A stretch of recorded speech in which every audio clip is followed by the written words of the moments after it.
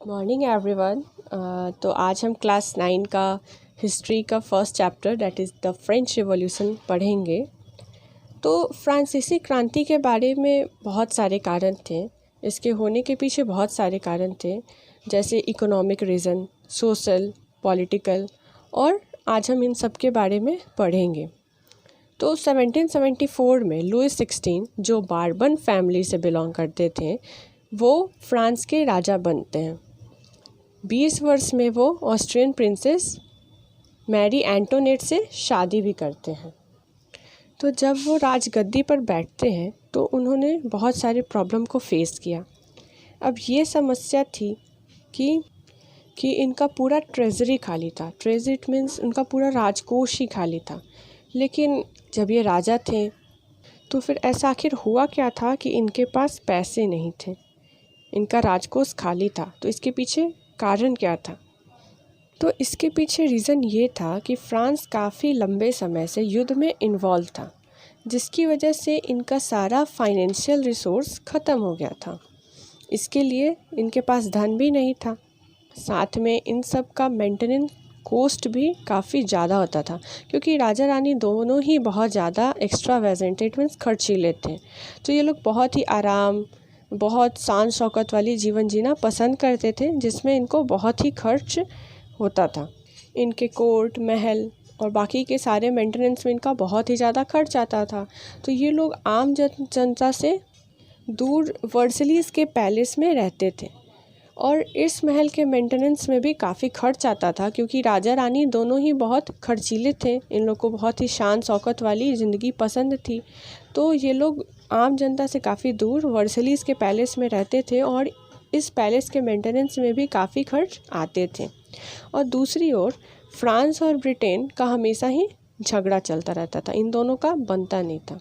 तो फ्रांस ने ब्रिटेन को नीचा दिखाने के लिए भी बहुत कुछ करा, और इनके झगड़े को देखकर भी दुनिया में बहुत सारे झगड़े फैलते चले गए।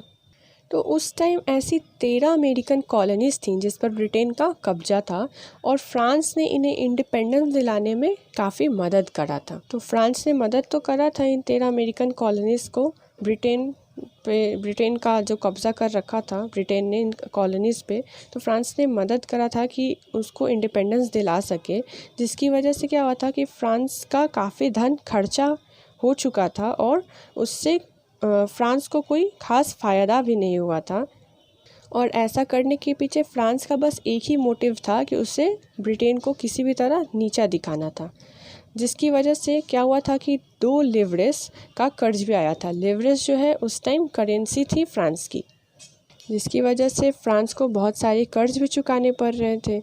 और जो लेंडर्स ने कर्ज भी दिया था उन्होंने भी 10% इंटरेस्ट लोन में लेना शुरू कर दिया। ऐसे सरकार का जितना बजट था उनका सारा पैसा टैक्स देने में ही ख़त्म हो रहा था। तो कर्ज में तो लोग फंसे ही थे, महल का भी खर्चा ज़्यादा आ रहा था, युद्ध में भी बहुत खर्चा हो चुका था ब्रिटेन को नीचा दिखाने में। और वो लोग भी, राजा रानी भी क्या थे, वो बहुत ही खर्चीले थे और जनता से भी काफ़ी दूर रहते थे, उनसे कट कर रहते थे। तो अपने राज्य का, और साथ में क्या था कि अपने राज्य के लिए वो सही निर्णय भी नहीं ले पाते थे। तो ये सभी क्या हुए, ये एक बहुत ही इम्पॉर्टेंट रीज़न बने फ्रांस के रिवॉल्यूशन के लिए। अब इन सब की वजह से ये होने लगा कि उनकी रोज़मर्रा की जो चीज़ें थीं, उनको भी रोज़मर्रा की नीड्स को पूरा करने में भी उनको दिक्कत आने लगी थी। जैसे आर्मी को मेंटेन करने में, कोर्ट मेंटेन करने में, या फिर गवर्नमेंट चलाने में, यूनिवर्सिटी चलाने में, ये सारी चीज़ जो बेसिक चीज़ें थीं इसको भी चलाने में फ्रांस को काफ़ी दिक्कतें झेलनी पड़ रही थी। इन सब की वजह से गवर्नमेंट ने सोचा कि अब वो टैक्स को इंक्रीज़ कर देता है। ज़्यादा टैक्स मिलेगा तो शायद सब मेंटेन करना आसान हो जाएगा। बट प्रॉब्लम काफ़ी बड़ी थी, टैक्स बढ़ाना इतना आसान काम भी नहीं था।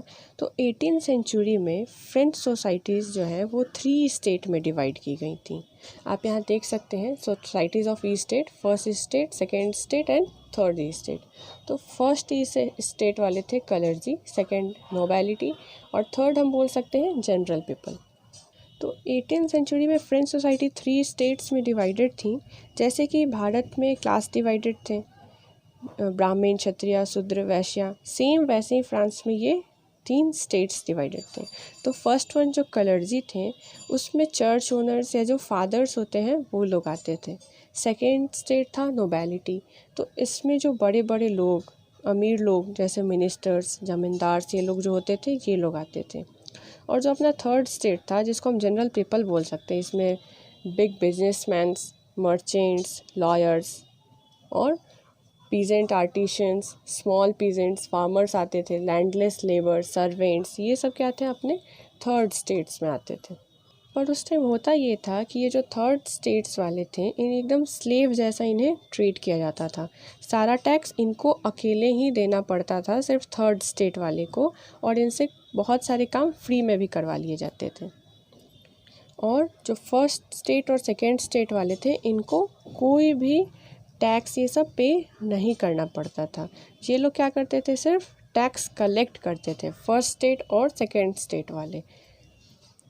60% लैंड जो था वो नोबल मीन्स चर्च के पास था, और ये लोग सिर्फ टैक्स कलेक्ट करते थे, फर्स्ट स्टेट और सेकेंड स्टेट वाले, और देता सिर्फ थर्ड स्टेट वाला था।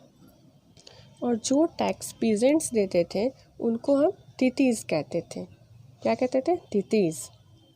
और जो थर्ड स्टेट्स वाले थे वो एवरीडे कंजप्शन वाली चीज़ों जैसे शाल्ट, टोबैको, इन सारे चीज़ पे भी टैक्स देते थे, जिनको क्या कहते थे?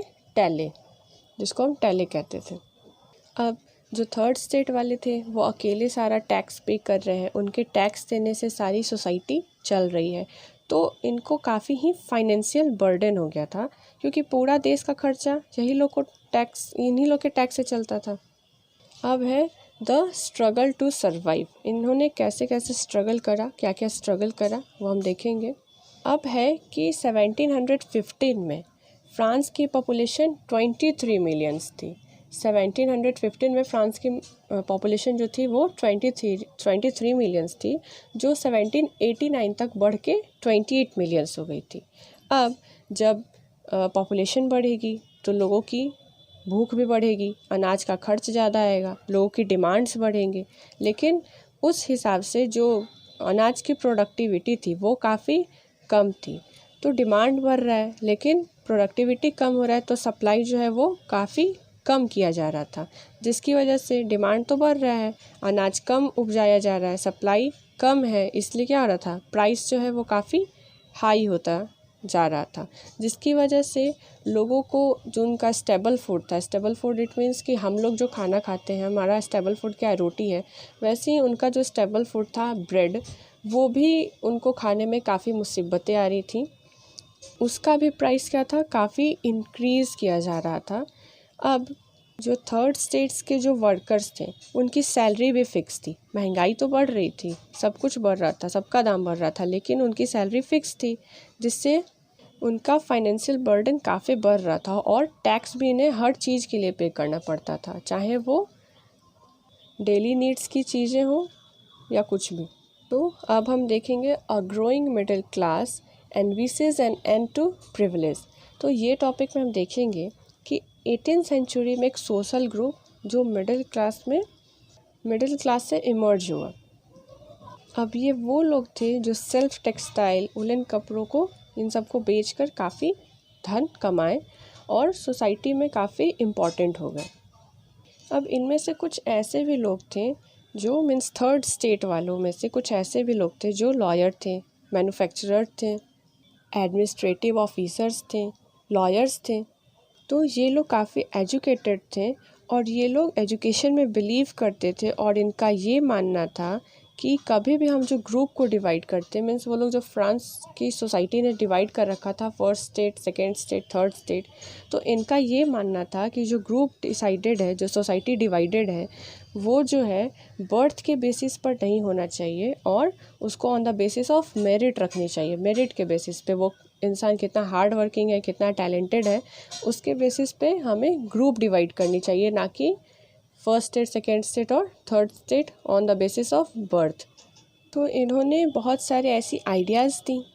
तो इनकी आइडिया जैसे फ्रीडम, इक्वल अपॉर्चुनिटीज़, लॉज, इन सब की बातें को कुछ फिलोसफर ने मिलकर आगे बढ़ाया। फिलोसफर जैसे कि जॉन लॉक और जीन जैक्स रूसो, इन्होंने बुक्स पे लिखा और लोगों को जागृत भी करा कि उन्हें उनके अपने हक के लिए लड़ना होगा। रूसो ने एक बुक लिखा, ट्रीटिज ऑफ गवर्नमेंट। रूसो ने एक बुक लिखा, that name was treatise of government. तो इन्होंने इस बुक में कहा कि जो डॉक्ट्रिन ऑफ डिवाइन है, इट मीन्स कि उनका एब्सोल्यूट राइट सही नहीं है। इट मीन्स कि जो निरंकुश राजा का जो शक्ति है उनको कंट्रोल करना बहुत ही ज़रूरी है, इसलिए इसके खिलाफ उन्होंने आवाज़ उठाया। तो उनका कहना यही था कि वो जो राजा लुइस 16 वो जो थर्ड स्टेट वालों पे इतना अत्याचार कर रहे हैं, इसके खिलाफ आवाज़ उठाओ, उनकी शक्तियों को कंट्रोल करो। रूसो ने ये आइडिया भी फॉरवर्ड करा कि जो गवर्नमेंट है वो सोशल कॉन्ट्रैक्ट के बेस पे होना चाहिए, जहाँ हम अपना जनता रिप्रेजेंटेटिव के साथ, जहाँ पे जो जनता है वो अपने रिप्रेजेंटेटिव के साथ इंटरेक्ट कर सके अपने और वो मिलकर दोनों शासन कर सकें। नेक्स्ट मॉन्टेस्क ने स्पिरिट ऑफ लॉज में कहा है कि इन्होंने स्पिरिट ऑफ लॉज में कहा कि government must be divided in 3 division. Government को हमें 3 डिवीज़न में डिवाइड करना चाहिए, that is legislative, executive and judiciary. और ये मॉडल जो है वो यूएसए के 13 कॉलोनीज़ में इम्प्लीमेंट भी हुआ। वो 13 कॉलोनीज़ जो हम इस चैप्टर के स्टार्टिंग में पढ़े थे, जिस पर ब्रिटेन ने अपना शासन कर रखा था और फ्रांस ने उनका हेल्प करके उन्हें ब्रिटेन से बचाया था। ये जो मॉडल था इनका, द स्पिरिट ऑफ लॉज वाला, ये 13 कॉलोनीज़ में इम्प्लीमेंट हुआ और अमेरिकन कॉन्स्टिट्यूशन ने ये गारंटी भी करा कि यहाँ सबका राइट इंडिविजुअल होगा, जहाँ जुडिशरी, लेजिस्लेटिव, एग्जीक्यूटिव का अलग अलग पावर होगा। और फ्रांस का पॉलिटिकल थिंकर भी, फ्रांस के जो भी पॉलिटिकल थिंकर्स थे उन्होंने भी क्या किया, इनका साथ दिया। वही दूसरी साइड उस टाइम एक और बात काफ़ी फैल रही थी कि लुइस 16 जो है वो टैक्स बढ़ाना चाहते हैं, जो हम पहले भी पढ़े हैं, ताकि अपने खर्चे को वो निकाल सके। और खर्चा ज़्यादा था, आमदनी तो काफ़ी कम थी उनकी, तो वो अपने खर्चों को निकालने के लिए वो क्या करना चाहता था कि वो यहाँ टैक्स को बढ़ाना चाहता था। तो अब हम देखेंगे कि हम ये जानते हैं कि उस टाइम ऐसा था कि कभी भी राजा अकेले सारा टैक्स, मतलब टैक्स जी कितना बढ़ाना है वो खुद से डिसाइड नहीं कर सकता था। वहाँ का एक पुराना परंपरा था कि मोनार्क है वही टैक्स इंक्रीज़ करेगा जब स्टेट्स जनरल जो हैं वो साथ देंगे। और स्टेट जनरल के लिए एक मीटिंग बुलानी होगी, जहाँ ये स्टेट जनरल मिलकर डिसाइड करेंगे कि टैक्स बढ़ाना है या नहीं बढ़ाना है या कितना बढ़ाना है। तो स्टेट जनरल तो जो था वो एक पॉलिटिकल बॉडी है, जहाँ 3 स्टेट्स जो थे, कलर्जी, नोबल और जो जनरल कैटेगरी के थे, वहाँ अपना एक एक रिप्रेजेंटेटिव भेजेंगे और फिर मिलकर डिसाइड करेंगे कि टैक्स कितना इम्प्लीमेंट होगा, कितना बढ़ेगा।